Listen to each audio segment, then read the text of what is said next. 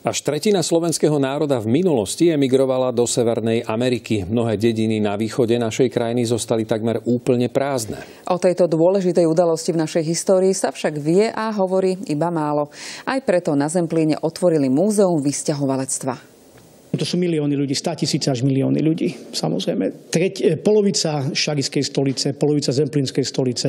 Do Ameriky s malým batôžkom, naspäť s obrovským lodným kufrom. To je symbol premeny všetkých vysťahovalcov, ktorí sa vrátili. Keď sa vrátil prvý človek z Ameriky v ancugu s kalapom a cigaretou a s dolármi, to bola najlepšia reklama pre vysťahovalectvo. Odlúčenie od rodiny bolo kompenzované ťažko zarobenými peniazmi. Vysťahovalci tu za nich kupovali pôdu a stavali amerikánske domy. Práve v takom dnes sídli múzeum. Zarobil peniaze a s tými peniazmi sa začal tento dom a tiež sa začal tento kostol. Viete, v tých rokoch bola bieda a človek mal tak akurát z ruky do úst. Odišiel bratranec a zostala tu manželka so 4 deťmi. Mnohí Slováci sa však už domov nikdy nevrátili. Buď oni alebo ich potomkovia sa v Amerike presadili tak, že ich pozná celý svet.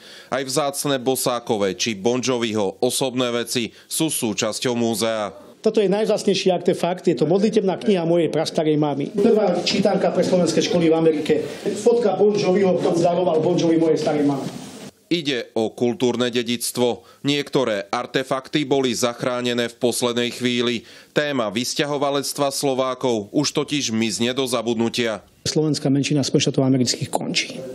Úplne sa asimilovala a my o tom vlastne na školách neučíme. Vysťahovalectvo je pre nás de facto tabula rasa.